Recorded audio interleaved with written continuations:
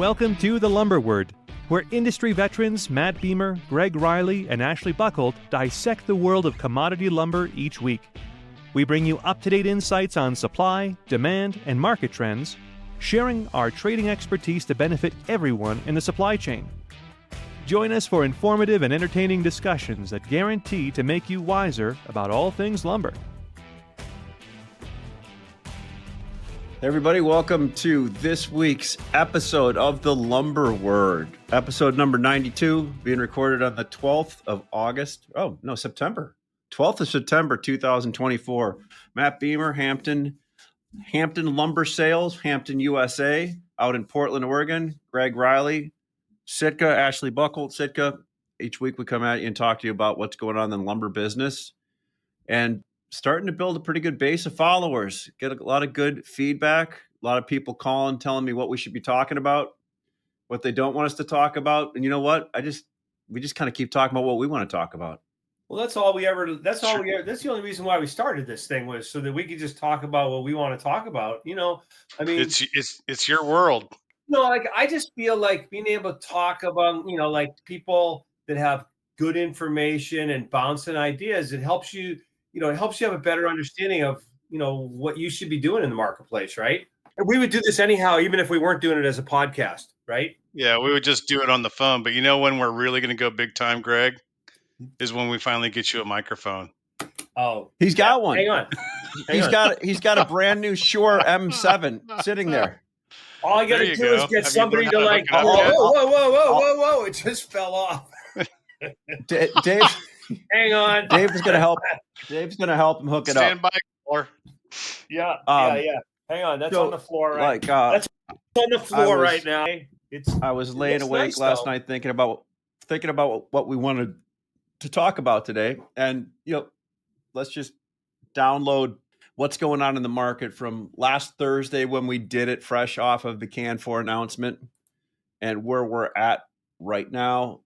It seems to me customers still want to buy trucks of lumber.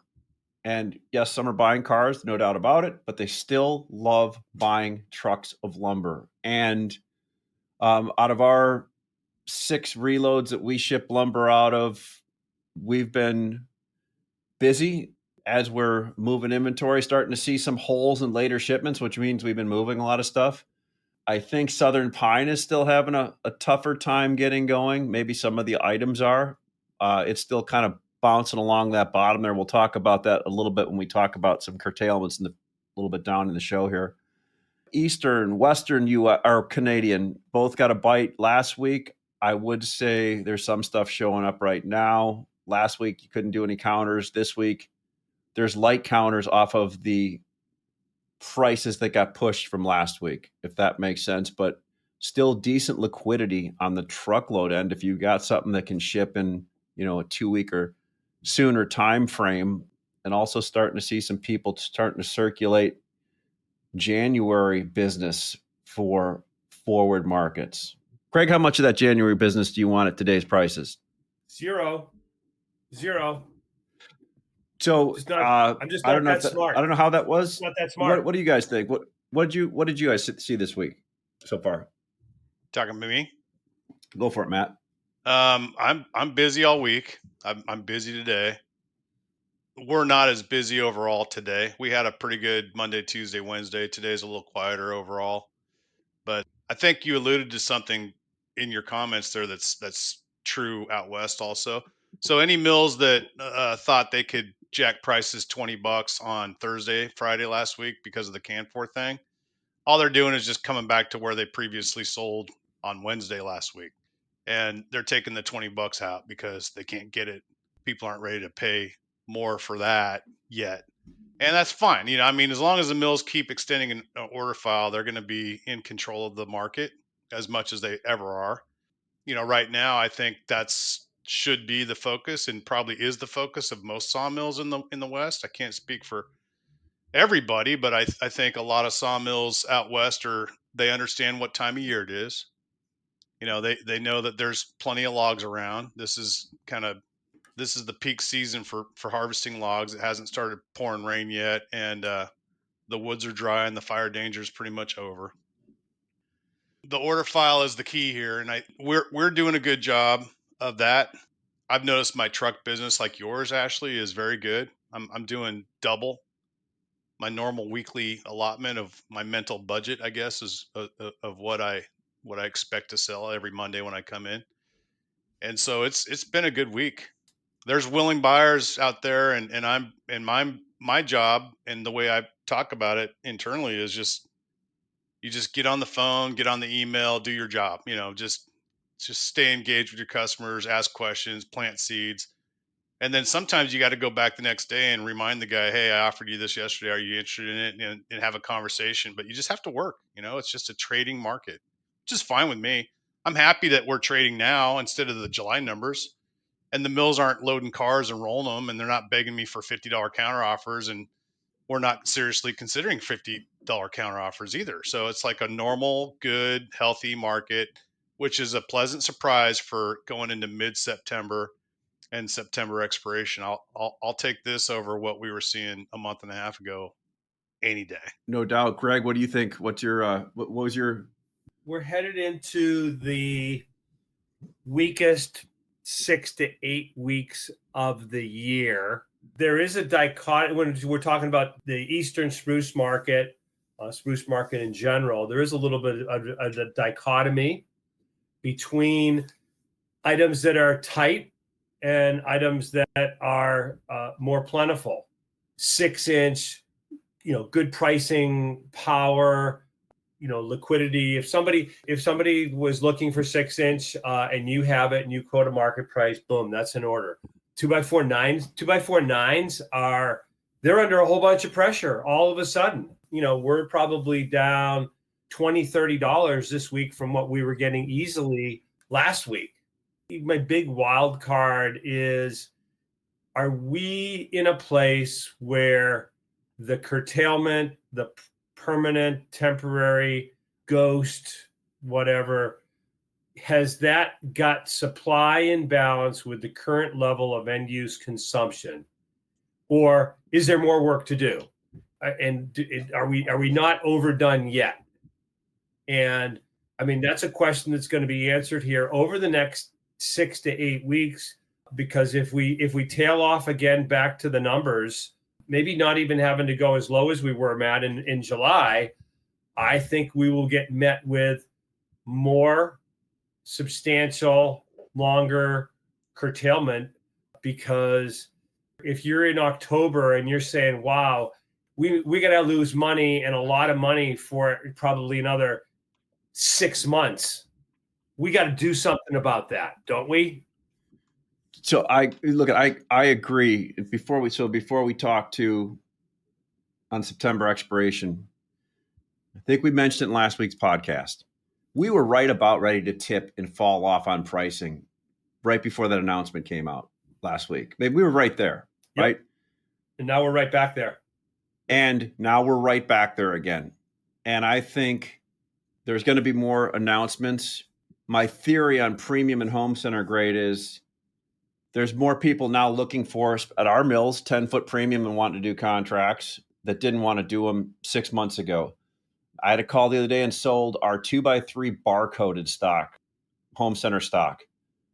I don't know anything about 2x3. And somebody bought it all that's going to probably sell it to a home center. Yeah. So you sold it all.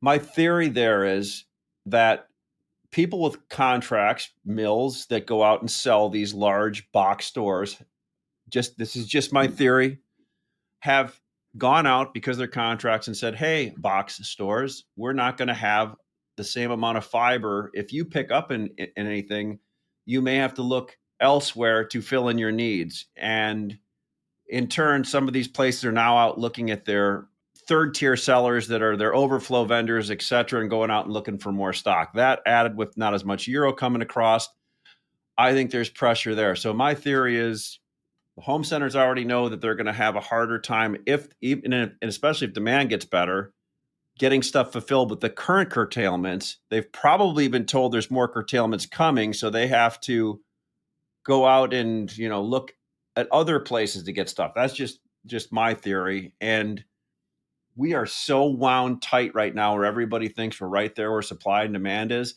I would expect right before things are going to tip again, you're going to see another announcement, and then another announcement, right? And they're going to just be a slow drip to try to kind of keep an underpinning in the market. Am I, do I have a conspiracy against myself here thinking that way, guys? No. A No, I conspiracy think there's going to against be. yourself. I think there's. Yes. I think there's You more were going coming. out the conspiracy theory with me there this is. morning hard, weren't you? Yeah, I was. Yeah. So Matt, what were you think? I mean, do you feel that way? I'm pretty sure there'll be more announcements. The tax thing isn't very good, and that structure is not going to get much better anytime soon with the tariff. Then there's the harvest, the BC forest licenses and harvesting allowances and all that. It's just harder. It's just difficult. And then the math, even with a price spike, what was futures today in September? 490, something like that. That's 380 Prince George. That's not profitable. Yeah. That's not a good number with a 14% duty attached to it. So, and then I think I'm going to slightly disagree with something that you said a little bit ago about the market feels like it's going to tip over. I would modify that a little bit and say 2x4 feels like it's going to tip over. 2x6 and wider feels pretty good still. I'm getting lots of orders and phone calls and inquiry. I've got people lined up to buy 2x12 from us. There's hardly a stick of 2x10 that you can find out there in the open market in Western species. Doesn't matter if it's hem fir, Doug fir, or spruce. 2x8 is also something that's become better, significantly better here in the last 2 months. And mills aren't really making a lot of 2x8. They never really do. So, and 2x6, like Gregg said, if you have a good tally and a market price, you're going to get the order. I'm waiting for more 2x6 to show up in the market. That's kind of what I thought would happen by now, that we get to mid-September and there'd be a lot more 2x6 offerings and a lot less 2x4. But that, whatever the lumber realizers or actuators or Optimizers. optimizers, whatever they've done with the math there, it hasn't really affected the output yet. So we'll see. Maybe you'll just have to wait a little longer. But I think you will see more 2x6 production here from all mills in North America over the next 30 days. And you will see some less 2x4 also, but it hasn't happened yet. And so in the meantime, 2x4 still trading kind of flat, sideways, slightly down, however you want to call it. I think the board signaled that weakness also here the last week or so. It's, after the big pump on Thursday, we've just drifted back to where we were. So yeah, that's a great point. I mean, you're right. Wides have been strong, except unless you go down to the south, and the wides haven't really. Although 2x12 is 2x12 pine. How's that looking? I don't know. Charles made it sound like everything in pine is cheap last week, so I just trust him. Yeah.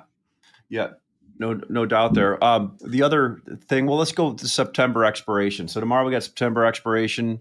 Anything special there, Gregg, going into it that you see? I looked at some EFP stuff. I didn't see anything great out there. We've been trading at a discount.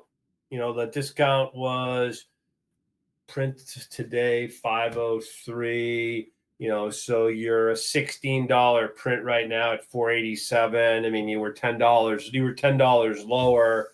The open interest is very, very minimal at this point. I mean, I honestly, I wouldn't be surprised if print's down a few dollars tomorrow, and maybe September goes up a few dollars tomorrow. I mean, and that's typical. I mean, you're going to see the expiring months trade at a discount to the cash market, in that $10 to $25 range. The thing I'm really looking hard at November. The spreads come in considerably here at, now at $15, November at 501.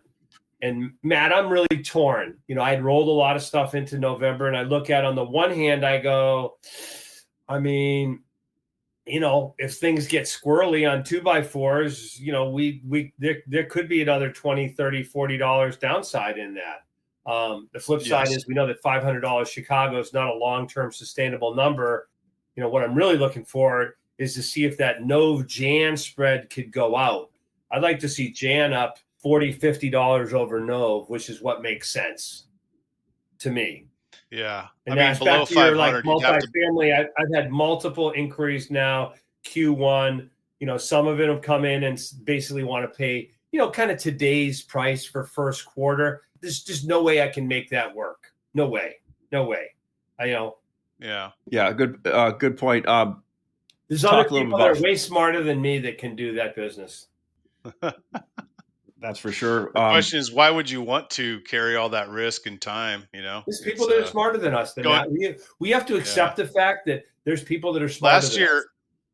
Last year, the guys that did that on Yellow Pine, they were smarter than you, Greg. Remember? Oh, I know. Absolutely. Yeah. There was first quarter business that would have been okay. It wouldn't have been jammy, but it would have been okay. So what I'm hearing through my back channels are the phantom undocumented curtailments and slowdown of hours or shifts in the South that aren't reported. I've heard it could be as much as 1 billion board feet that we're not even seeing on the radar above the 1 billion board feet that people are actually looking at, right? And what does that mean? That means like when a mill says they're going to stop production at 2 of their big Southern Pine lumber mills and only make plywood, or and these are non-public companies, don't have to report this, right? Or companies are limiting their shifts and not even telling anybody, and this starts adding up and adding up and adding up, right? So are we at the tipping point? I don't know, but we're getting closer every day, certainly, right?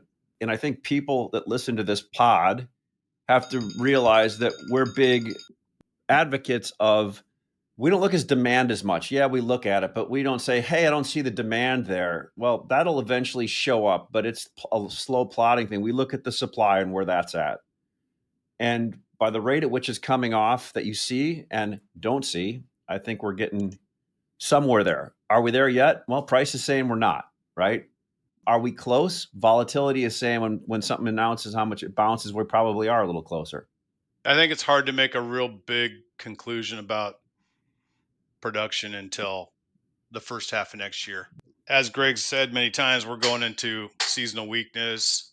Go ahead and curtail, and unless it's some like mill that has a monopoly on something, right? Let's say there's only one mill in Oregon that produces 8x8 Doug fir timbers and they shut down. Well, yeah, then you'd have an immediate reaction to that, right? You'd have to find somebody else to even agree to make them. But the mills in BC make the same thing that the other mills in BC make. So these buyers still have options, and they're not going to change their behavior, man. I mean, I've said this so many times, they have no reason to load up on inventory going into the fall and winter. They're going to buy what they need to buy. They might end up buying more trucks than they expected. Maybe their through rate goes up a little bit, but they're going to stick to that strategy as long as people have the material to sell to them, and they don't mind paying an extra 30 or 40 bucks to get those trucks into their yard. They don't get yelled at by their boss for having 3 months worth of inventory. So you'll see the effects of these curtailments, whether they're phantom or real, in the first 6 months of 2025. And it'll be fun to talk about when we start doing this show around Christmas time. Yeah. But for now, it's the same market we've been in. The difference is the bottom's higher, and then the highs should be a little bit higher too if we get a real rally. And there's going to be some friction, like things that people thought they should be able to just buy easily. I just got an inquiry for some 2x8. Can't quote it. There's going to be some of that no quoting stuff going on. But if you're a distributor or a guy that has some euro laying around or a guy with some inventory somewhere, you might be the beneficiary of some of these mills no quoting these things, and that's good. That's a small change, right? The big change we won't see for a while. I never understand no quoting if you're a mill, because you're going to make more. So you just quote your price higher and your shipment farther out. I'm going to say a little secret to our viewers or listeners, I should say. We have a couple of mills, and there's periods of time where we're not offering things that our mills make. Interestingly enough, I usually take the orders in anticipation of a day later or a week later when we do say that we have it for sale. Is that wrong, Ashley? Is that wrong? Those are your desk orders? Yeah, for like the 5th time I've come into your office this month and says, we don't have any lumber there. Greg's like, Ashley, just take the order and put it on your desk and it'll show up. We're a mill. We make lumber every single day.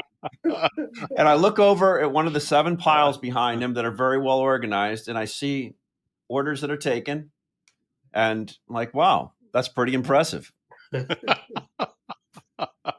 I agree. That makes sense on commodity things like 2x4 and 2x6. But when Yeah. you're talking about truckloads of 2x8 16s, which, we're not trying to make that very often. Right. I'm going to probably just go with whatever the mill tells me. Yeah. No. Yeah.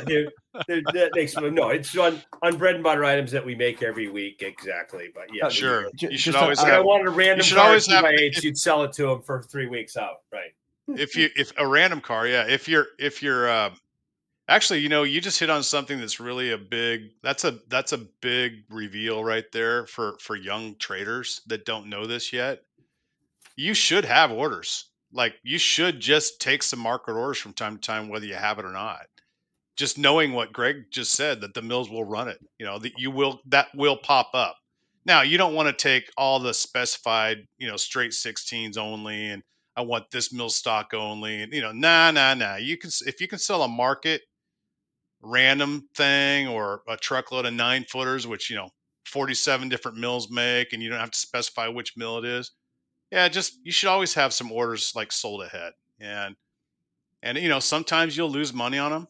Rarely though, I would say 80-20 that you're not going to lose money on those orders.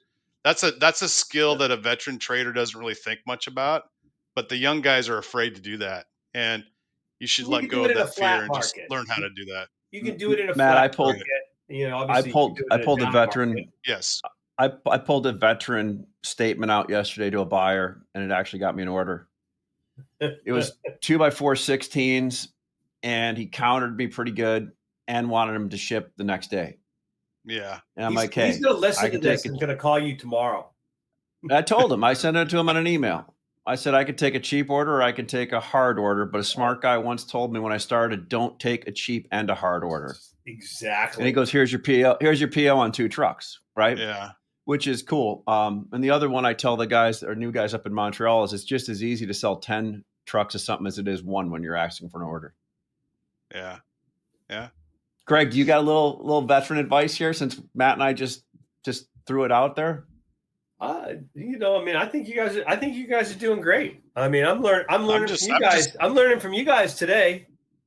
I was actually just repeating what Gregg said in a different way. I always go back to, to me, a veteran trader, and this is something I've said on the show before. You should be able to be long and short at the same time and explain why. Oh boy. And understand why, right? I mean, like that to me, you're a professional trader at that point. You can sit there and work from both sides of the equation and sleep comfortably at night. There's nothing more than being long like a couple million feet of 2x12 yellow pine and short a couple million feet of 9-foot 104 and 5/8 spruce. I love that trade when it's on right. That's a hard crosshead. Gregg, that's a hard crosshead. You really are an addictive personality, aren't you? Like, I've had that. It is funny. You should. There's a lot easier you should really feel, to put on than that. You should actually feel no different being short than you are long, but most human beings can't deal with that, right?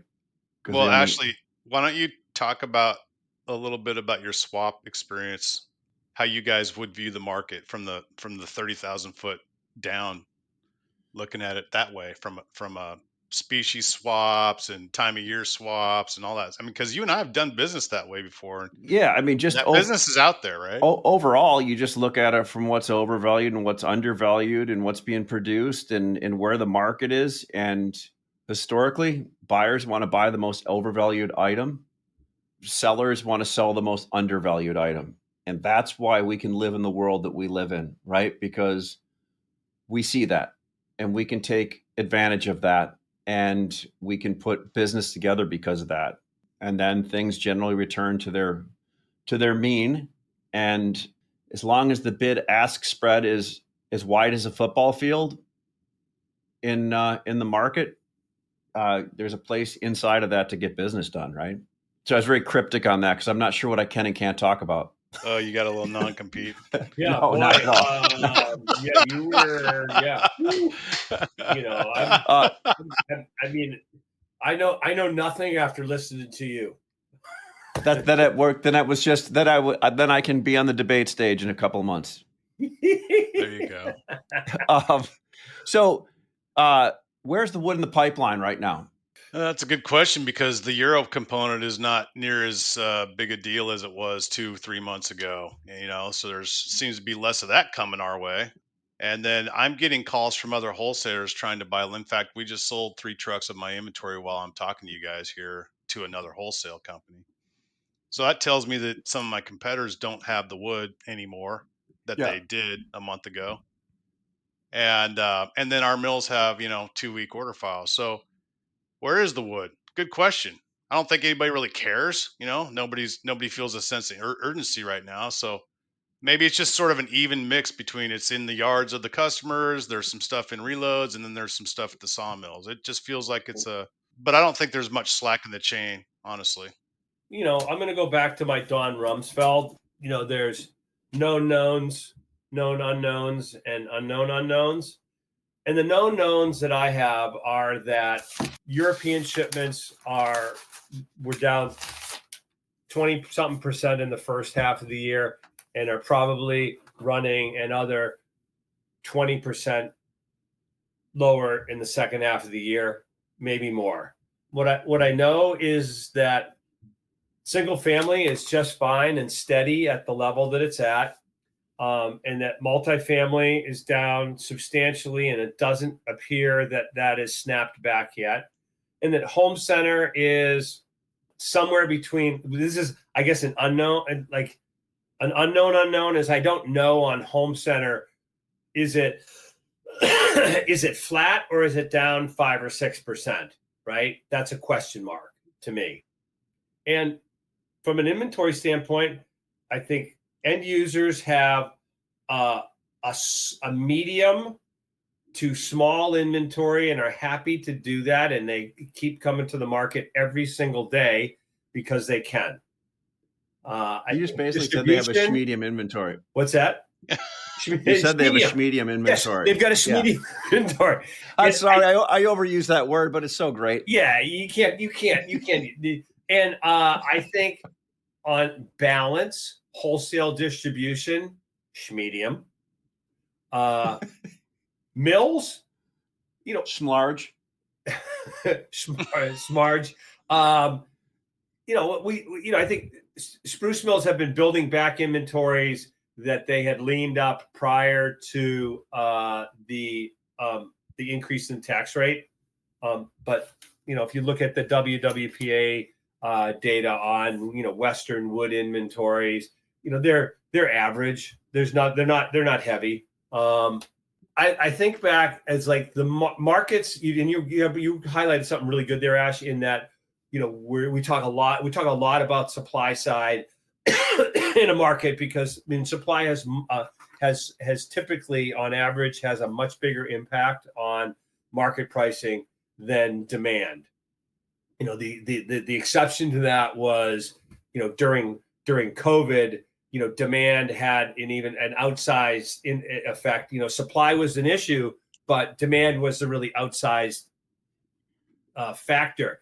And demand takes two forms. Demand takes end-use consumption, but also inventory accumulation. And that's something that we've lacked all year is any inventory accumulation. So, the question is going to be, if and when that'll happen. And the biggest moves in lumber markets are when the future is different than what people anticipate it to be. I'm going to say that again. I'm going to say it again. When the future is different than what people anticipate it to be, that's when you get the biggest moves in lumber. I'm just going to say you demand. I felt like in our split screen, it was like watching a debate the other night with you just then.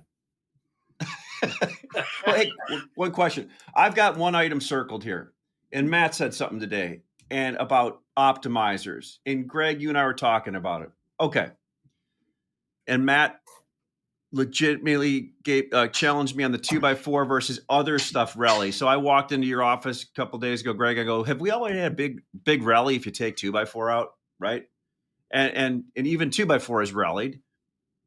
let me get myself back on track here. So I have circled 2x6, 92 and 5/8.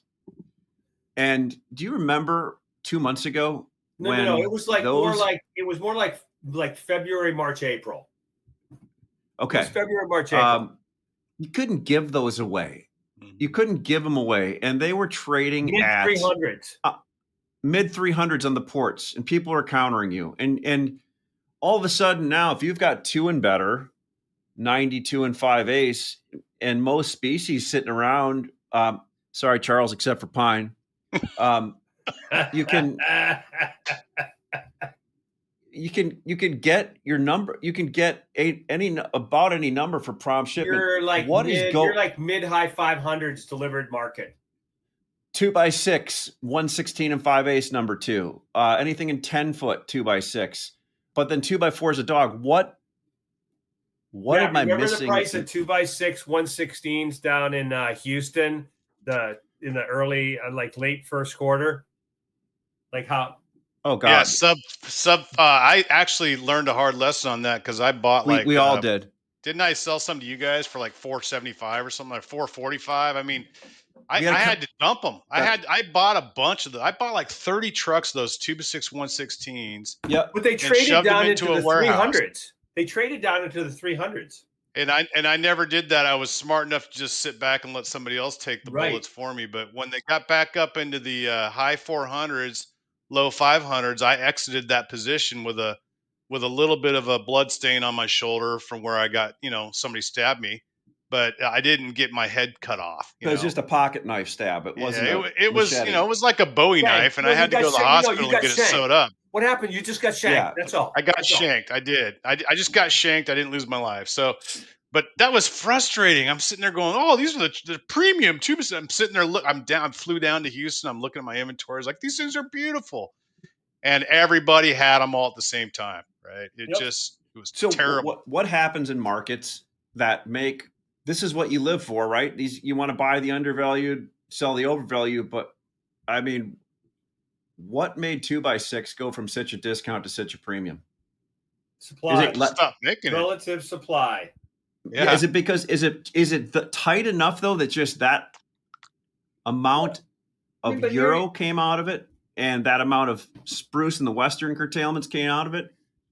The first 100 trucks that a European supplier drops at a port, well, they'll get sucked up pretty good, right? Maybe the first 50, 60 of those, they'll get sucked up pretty good at the big number.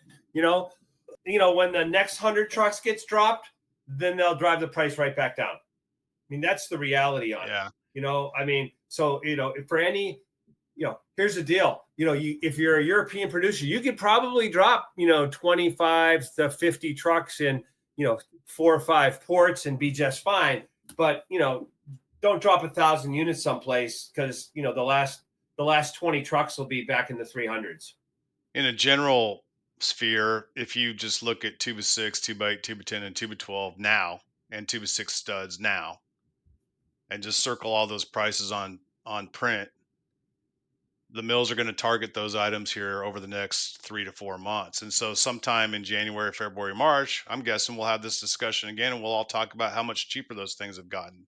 And 2x4 will have actually maybe even stayed or gone a little higher, in relation to where it is today. And it's just the nature. It just takes a few months for these things to happen. We always want them to happen tomorrow. That's why we speculate on the undervalued things. We think, oh yeah, we'll buy these, 12 trucks of 2x4 10s and 12s at, $390 FOB the port, and then tomorrow I'll sell them for $430. Nah, it takes like a month or 2 or 3 sometimes for that. And sometimes it doesn't. Sometimes it never changes. I'd sell all the 2x6 somebody wanted to buy from me at $50 under today's market price. Equal shipment starting in October through March of next year. Oh gosh, Gregg. The huevos. Come and get me, baby. Come and get me. Come and get me. Y'all want to jump into a little something we call the Merry Date Dump segment? Oh yeah. Why not? Let's do it. I'm completely unprepared. I've done zero homework. I have to admit, Professor. You know what? Then you're the same as the rest of us. You're just the same as the rest of us. Come on. No cat No cats will be You think I eaten during study up this on this episode. before we start? Are you kidding me? I mean, shit. Come on. So I guess that means that I should go first. Oh yeah, Yes. because you're on it. Yeah. I don't know if I'm on it. Marry. I think I would like to marry, and I probably talked about this last week. I just am not. I'm not sure how to do it since we're from different families and continents, and we haven't been introduced really well together, and I don't know all of its ins and outs and traditions and all that kind of stuff. I don't even know what the wedding is going to look like. But I'd like to marry 2x6, number 2 and higher grades, 12 and longer, southern yellow pine. I'd like to wrap paper around it, and I'd like to have a great celebration and bring it into a warehouse somewhere and just take care of it and set it up and coddle it and let it sit there for about 4 or 5 months and Weren't watch we trying it. to front run and- this trade before we And- championed it? And it's okay. Nobody will do it anyway. Okay. So I think it's a great trade. I really like it. And we can cut this out if you want me to, Greg. It's fine. That's what that's what I like, but I just don't know enough. I don't know what I don't know on that trade. And I know Charles talked about it too. So then let's look at, I had 8, 10, and 12-inch premium grades here if you can get a decent amount on randoms, especially on 4-inch. I like the 8, 10s, and 12s and premium grades. And yes, I get 14s and 16s that come with them, but I'll have to figure out what to do with those. Date 2x4 16s, still dating those in most species. Can I date and dump something? I can't. Sure. I can't really do that. Can I? You can do whatever you Yeah. want. Hey, it's your show. You can do It's whatever like you that's want. called All that's called a Tinder date. So I'm going to swipe left then on the 2x4 16s and longer. I think with home centers and all that, taking 8, 10s, and 12s, and look at when we talk about them, they take the cream, right? So everything else has to be produced and sold to meet those obligations. I think there's going to be more 16s, 18s, and 20s showing up, and we own 18s and 20s in 4-inch, and I just think it's good to cash your chips in on those and walk away and say, hey, thank you, that was a good trade, because a month and a half, 2 months ago they weren't there. So that's my marry, date, dump part. You're dating and dumping 16s, 18s, Yeah, and 20s at the same time. Yeah, I am. I'm on the line there. You're so complex. I'm infatuated by you. That's crazy. My marry, date, dump. Like I said, I'm not very well prepared, but I would say as far as things that I want to marry premium studs and premium lumber in general. I think that these curtailments that have been announced already, and then I believe in my heart of hearts that there's going to be more curtailments coming that haven't been announced and may not ever be announced, but I do think that there will be more. Is really going to change the landscape on where all this premium lumber is being made for the home center business, and that's 35% of the demand of the lumber market. That's a very significant channel, and so that is going to have a trickle down effect on all of the rest of us little plebes out here in the lumber business, and there's going to be a new playing field in the first half of 2025, really going into the fourth quarter of 2024 here too, because that's when a lot of these next year contract decisions are made. So I like premium lumber right now, and I'm going to continue to like premium lumber going forward. The dating, I'm going to continue to date my inventory of 2x4, all my 16s I've been buying and selling. I like that. I'm with you. I like dating 16s.